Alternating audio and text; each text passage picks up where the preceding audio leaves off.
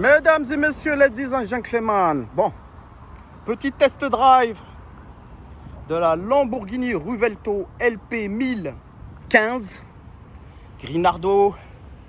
Regardez-moi ce monstre, ce bestiau 2025. Regardez-moi comment c'est un chef-d'œuvre. Il est magnifique. Mais il y a des points noirs à souligner sur cette voiture. Ok? Alors déjà, pour moi, les points positifs sont que là, c'est vraiment haut. Donc, on raye vraiment très peu. Les feux sont incroyables, dignes de la Sian. Ok. Coffre où on peut mettre deux bons bagages. Toujours les portes en élytre. Ça fait la diff. Là, j'ai roulé toute la journée sur Dubaï. On n'a fait que de prendre des photos.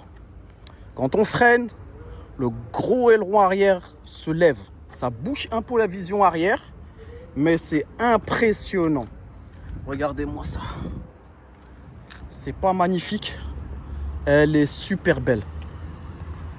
Côté passager, on a le petit écran qui permet de voir quelle vitesse on roule. Le petit extincteur. C'est vraiment magnifique. Ok. Donc c'est le dernier V12 de Lamborghini. C'est le dernier V12 de Lamborghini. Je vais fermer la porte pour qu'on fasse un peu le test drive et de parler de ce qui ne va pas à l'intérieur et les bons points. Alors les bons points, il est super important. Super important, c'est que le design et la gueule, partout où je vais, ça me prend en photo, ça me rend fou. Ça veut dire que c'est une voiture qui laisse pas indifférent. Ok. Alors là, nous avons les modes de conduite. Strada, tout ça, tout ce genre de choses. D'abord, le start and stop. Voilà. Hop. Allez. On appuie.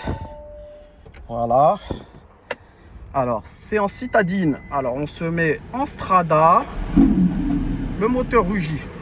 Là, c'est en hybride. Il y a un deuxième écran, je ne sais pas si vous le voyez. Regardez-moi ça. On va se mettre en performance. Voilà. Alors, il faut que je me mette en sport. Et après, je peux me mettre en performance. Voilà. Ok, il y a plusieurs modes.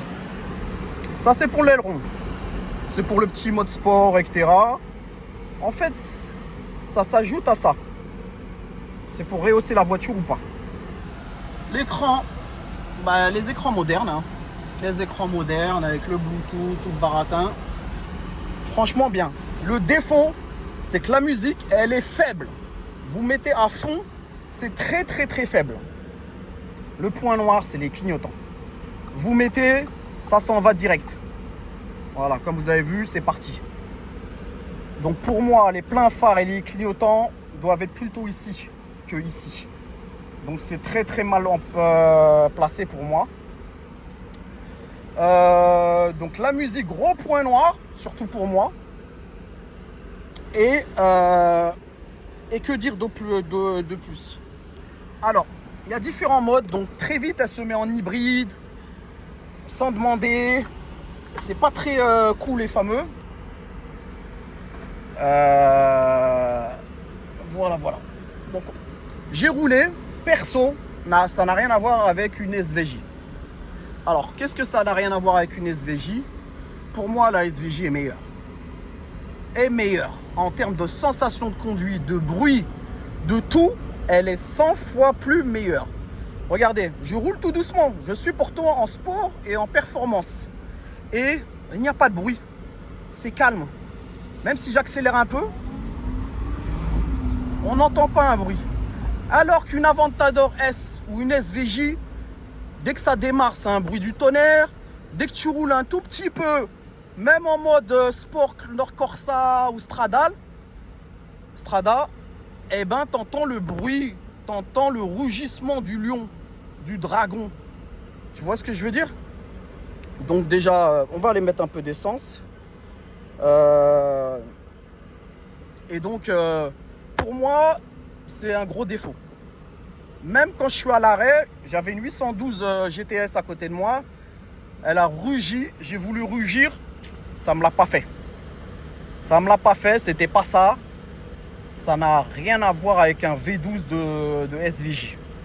Donc ça, c'est un deuxième gros point noir. Et à Dubaï, je n'ai pas pu pousser le moteur à fond. Comme vous le savez, Dubaï, il y a de la circulation, il y a tout.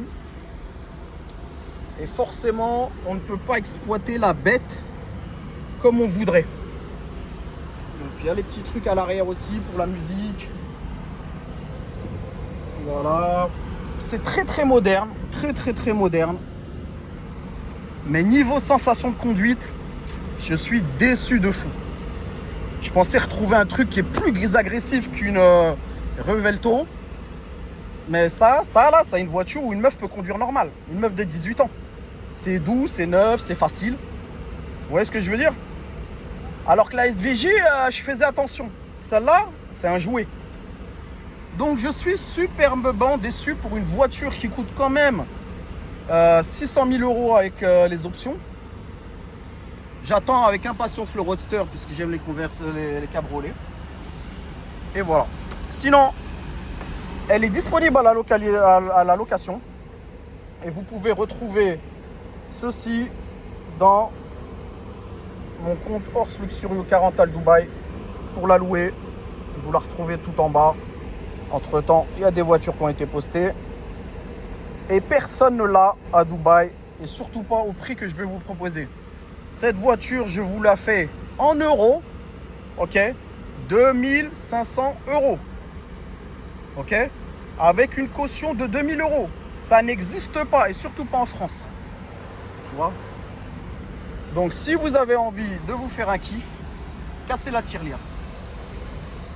Je vais vous laisser et vous souhaiter une bonne journée et au prochain test drive. Bye.